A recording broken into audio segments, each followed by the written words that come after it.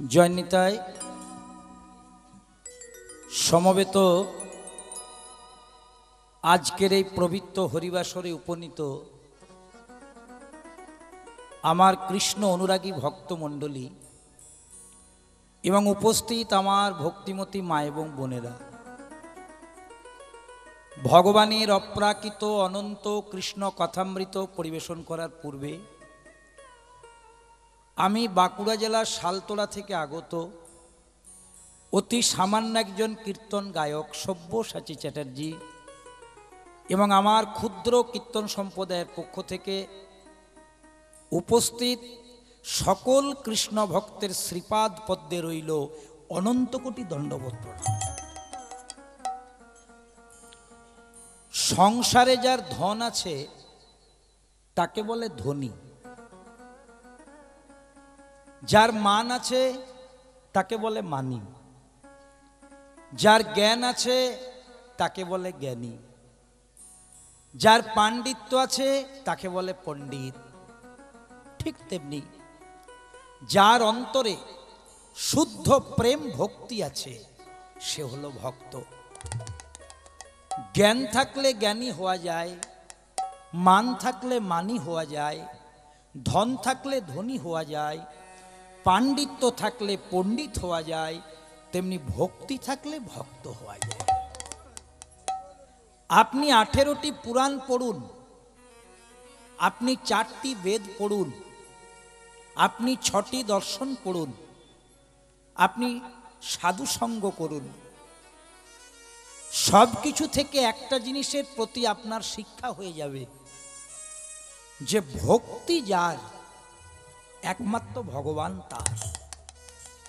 ভগবানকে পাওয়ার একমাত্র সহজ পথ হচ্ছে প্রেম আর ভক্তি। আর সেই ভক্তি একমাত্র আছে কার না, যিনি ভগবানের ভক্ত। তাই মহাজন বললেন, ভক্ত বড়ই শক্ত, পণ্ডিত রইল বসে, বৃক্ষ ফল বৃক্ষে রইল, কেবল বৃন্ত গেল খসে। ভক্ত বড় শক্ত, অর্থাৎ ভগবানকে যদি কেউ পায় একমাত্র তার ভক্তই পায়। ভক্ত বড়ই শক্ত, ভক্ত ছাড়া ভগবত প্রাপ্তি হয় না। পণ্ডিত রইল বসে, পণ্ডিতে ভগবানকে পেল না কেন না, পণ্ডিত তাকেই বলে যার পাণ্ডিত্য আছে। পাণ্ডিত্য দিয়ে ডাক্তার হওয়া যায়, মাস্টার হওয়া যায়, বড় চাকরি করা যায়, এমএলএ এমপি হওয়া যায়, বড় কীর্তনিয়া হওয়া যায়, কিন্তু ভগবান পাওয়া যায় না। ভগবানকে পেতে গেলে একমাত্র প্রয়োজন শুদ্ধ ভক্তি। আহা, একমাত্র ভক্তি যার কৃষ্ণ তার। তাই ভক্ত বড় শক্ত, ভক্ত ভগবানকে পেল কিন্তু পণ্ডিত রইল বসে, পণ্ডিত পেল না। বৃক্ষ ফল বৃক্ষে রইল, এই যে 3.5 হাতের দেহ বৃক্ষ, এটা তো একটু বৃক্ষ। আর বৃক্ষের ফল কোনটি না, আত্মা। আত্মার বিনাশ নেই, আত্মার মরণ নেই। বৃক্ষের ফল বৃক্ষেই রইল, আত্মা রয়ে গেল, কেবল বৃন্ত গেল খসে। এই দেহ খোলসটি খসে পড়ে। সেই জন্যে ভগবানের প্রিয় হচ্ছে তার ভক্ত। ভগবান শ্রীমুখে বলছেন, ওগো শুনছো, ভক্ত আমার মাতা পিতা, ভক্তই আমার গুরু, আর ভক্তের জন্য নাম ধরেছি আমি বাঞ্ছা কল্পতরু। আজকে কত ভক্তের সমাগম হয়েছে মা। আমরা কে কেমন ভক্ত দেখার দরকার নেই, কিন্তু হরিনামের প্রতি আপনাদের আগ্রহ রয়েছে, কৃষ্ণ নামের প্রতি আপনাদের রুচি হয়েছে বলেই তো এখানে দৌড়ে এসেছেন। কেন দৌড়ে এসেছেন না, হরিনাম শুনতে আপনাদের ভালো লাগে। বলছে শুনতে শুনতেই ভক্ত হবে। অনেকে বলে তুই হরিনাম শুনলে কি হবে, তুই কি ভক্ত হয়েছিস? না মা, মন খারাপ করবেন না। চৈতন্য চরিতামৃত গ্রন্থে বলল, বোঝে বা বোঝে না কেহ, বোঝে না কেহ, শুনিতে শুনিতে সেহ, শুনিতে শুনিতে সেহ, কি অদ্ভুত চৈতন্য চরিত কি অদ্ভুত চৈতন্য চরি কৃষ্ণে উপজীবে প্রীতি উপজীবে প্রীতি বুঝিবে রসের রীতি রসের রীতি শুনিলেই হয় বড় হি শুনিলে হয় বড় হি এগুলো সাধারণ কথা নয় মা, শাস্ত্রের কথা। চৈতন্য চরিতামৃত গ্রন্থে শ্রীল কৃষ্ণদাস কবিরাজ গোস্বামী কত সুন্দর কথা বলছে। বোঝে না বোঝে কেউ, মানে কেউ যদি বুঝতে নাও পারে, এই ভগবানের লীলা কীর্তন, ভগবানের গুণকীর্তন কেউ যদি বুঝতেও না পারে, আমি বলছি না, কৃষ্ণদাস কবিরাজ গোস্বামী বলছেন, বোঝে না বোঝে কেউ, শুনিতে শুনিতে সেও, ধরো সে বুঝে না কিন্তু শুনছে, কি অদ্ভুত চৈতন্য চরিত, মানে ভগবানের কথা, ভগবানের গুণ, ভগবানের লীলা যদি কেউ বুঝতে না পারে, শুধু শুনতে শুরু করে, শুনিতে শুনিতে সেও কি অদ্ভুত চৈতন্য চরিত, তাহলে তার কি হবে না, কৃষ্ণে উপজীবে প্রীতি, ভগবানের প্রতি ভালোবাসা জাগবে, ভগবানের প্রতি প্রেম জাগবে, ভগবানের নামের প্রতি রুচি হবে, বৈষ্ণব সঙ্গ করা, সাধু সঙ্গ করার লালসা জাগবে, আর তখনই কাজটা হয়ে যাবে। প্রথমেই কি গাছে ফল ধরে বাবা? আগে মাটিটা তৈরি করতে হয়, লাঙ্গল দিতে হয়, জল দিতে হয়, ভালো বীজ বপন করতে হয়, বেড়া দিতে হয়, তবেই তো অঙ্কুর হয়। একদিনে কি কেউ ভক্ত হতে পারে? পারে না। তাহলে বোঝে না বোঝে কেউ, কিচ্ছু বোঝার দরকার নেই। এই যে তোমরা দৌড় এসেছো মা হরিবাসরে, এতেই কাজ। কৃষ্ণে উপজীবে প্রীতি, ভগবানের প্রতি ভালোবাসা জাগবে। বুঝিনে কৃষ্ণে উপজীবে প্রীতি, বুঝিবে রসের রীতি। 5টা রস আছে, সখ্য, শান্ত, দাস্য, বাৎসল্য, মধুর, সেই রসের খোঁজ পাবে। এখানে রস মানে প্রেম। শুনিলেই হয় বড় হিত, মানে শুনলেই তোমার মঙ্গল হবে, হিত মানে মঙ্গল। তাহলে মা কোনো কিছু দরকার নেই, যদি মন দিয়ে ভগবানের নাম শোনো তাতেই লাভ। অনেকে বলে শোনো, এক কানে শুনলে আর অন্য কানে বের করলে হবে না। শ্রী শ্রী ঠাকুর রামকৃষ্ণ বলছে, শোন, যদি কেউ এক কানে শোনে আর অন্য কানে বের করে দেয় তাও লাভ, তাতেও লাভ। যদি বলেন কেন না, বর্ষাকালে ছাদের উপরে জল পড়ে, জলটা বেশিক্ষণ ছাদে থাকে না মা, ওই জল বেরার রাস্তা দিয়ে জলটা বেরিয়ে যায়, জল বেরিয়ে যাওয়ার যে রাস্তা থাকে তো সে দিয়ে জলটা বেরিয়ে যায়। কিন্তু ছাদের জলটা যখন বেরোয়, শুধু শুধু বেরোয় বাবা, ছাদের মধ্যে সারা বছর ধরে যে নোংরা জমে থাকে, ময়লা জমে থাকে, সেগুলো সব বর্ষার জলে ধুয়ে বেরিয়ে যায়। তদ্রূপ কৃষ্ণ নাম এমন নাম, ভগবানের নাম এমন নাম, যদি এক কানে ঢোকে অন্য কানে বেরিয়ে যায়, ও শুধু শুধু বেরোবে না, ও শুধু বেরোনোর জিনিস নয়, যখন বেরোবে আমাদের মনের পাপ রূপী ময়লাগুলোকে ধুয়ে নিয়ে যাবে। ও মা, ভগবান থাকে কোথায়? নারদ মুনি বলছে, প্রভু তোমার বাড়ি কোথায় গো? তোমার কোথায় বাড়ি? ও মা, আমার বাড়ি যেমন শালতোড়াতে, আপনাদের কারো গোপাল বাঁধে, আপনাদের কারো বালাশোলে, আপনাদের কারো আনন্দপুরে, হ্যাঁ, আপনাদের কারো শালবনিতে, চকতারিণীতে, বিভিন্ন জায়গা থেকে আপনারা এসেছেন। ভগবানের বাড়ি কোথায়? ভগবান থাকে কোথায়? ভগবান বলছে, আমার বাড়ি কোথায় আর আমি থাকি কোথায় আমি তো বলে দিয়েছি নারদকে। নারদ জিজ্ঞাসা করেছিল, তুমি থাকো কোথায়, তোমার বাড়ি কোথায়? ভগবান বলেছিল, নাহং তিষ্ঠামি বৈকুণ্ঠে, বৈকুণ্ঠে যোগিনাং হৃদয় নচ, হৃদয় নচ মদ ভক্তা যত্র গায়ন্তি, যত্র গায়ন্তি তত্র তিষ্ঠামি নারদ। নারদ। যদি আপনি শাস্ত্রের কথা শুনেন, আগডুম বাগডুম শোনার দরকারই নেই। দেখুন ভগবান কোথায় থাকছেন সেটা ভগবান নিজে বলছেন, অন্য কেউ বলেন। আমি ভগবানের ওই শ্লোকগুলো মুখস্থ করে বলছি, আমি শুধু সাজিয়ে দিচ্ছি আপনাদেরকে শোনানোর জন্য, কিন্তু ভগবান কোথায় থাকেন ভগবান নিজে বলে দিলেন। নারদ, নাহং তিষ্ঠামি বৈকুণ্ঠে, আমি বৈকুণ্ঠে থাকি না। যোগী নাং হৃদয় নচ, আমি যোগীদের হৃদয়ে থাকি না।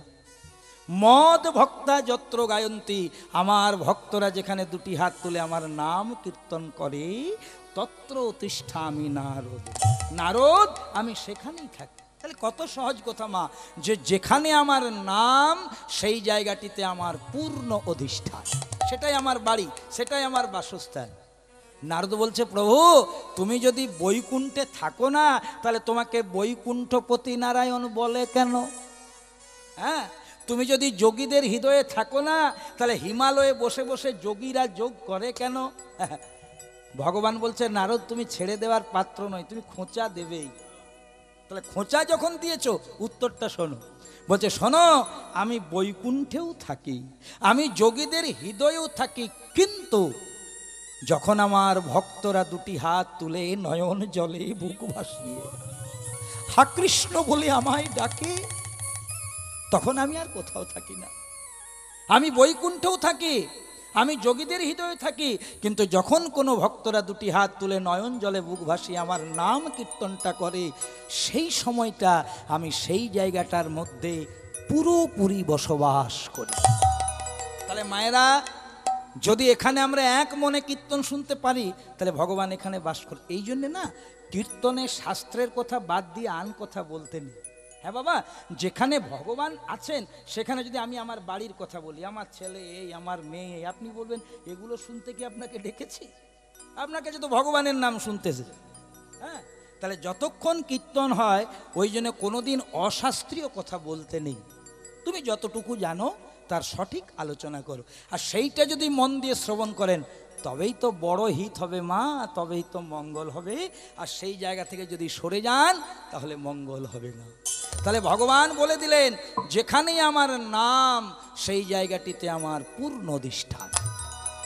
তাহলে নামে যদি ভগবান নামে আর ভগবান বিরাজ করে, চলুন না একটু সবাই মিলে দুটি হাত তুলে নাম করে ভগবানকে এখানে এনে তারপরে লীলাটি বিস্তার করো। সবাই মিলে আমার সাথে দুটি হাত তুলে গাইবেন, কোনো লজ্জা নয়। ভজনা জপনা লহনা কৃষ্ণ নাম, উলুধ্বনি ভজনা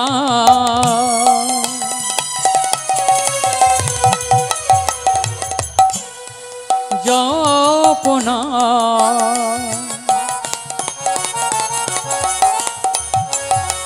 লহনা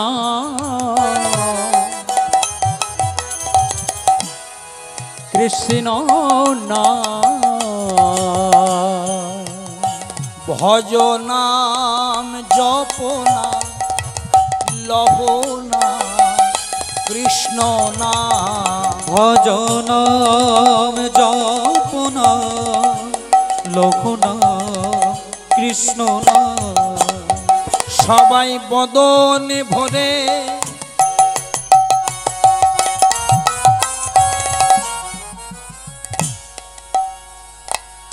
সবাই বদনে ভরে হরি বল মন গাউরে কৃষ্ণ নাম। সবাই বদনে ভরে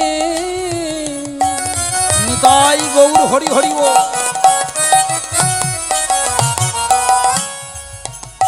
সবাই বদন ভরে হরি বল গাউরে কৃষ্ণ নাম। ওই আনন্দে দুটি বাহু তুলে বল কৃষ্ণ নাম। প্রেমানন্দে দুটি বাহু তুলে বল কৃষ্ণ নাম। ভজ নাম জপ নাম লহ নাম কৃষ্ণ নাম। ভজ নাম জপ নাম লহ নাম কৃষ্ণ নাম। ভজনাম জপনা লহনা কৃষ্ণ নাম। একবারে ভেবে দেখো মন,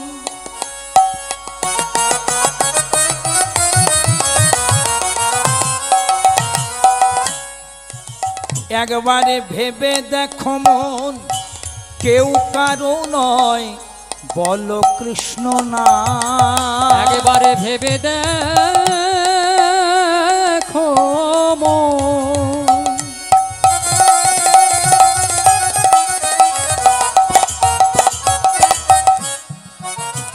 আরে ভেবে দেখো মন কেউ কারো নয় লহ কৃষ্ণ না। আমরা এসেছি একা যাব একা বলো কৃষ্ণ না। আমরা এসেছি একা যাব একা বলো কৃষ্ণ না। ভজনা জপনা লহনা কৃষ্ণ না। নিতাই গৌর হরি হরি। ভজনাম জপনা লোকনা কৃষ্ণ নাম।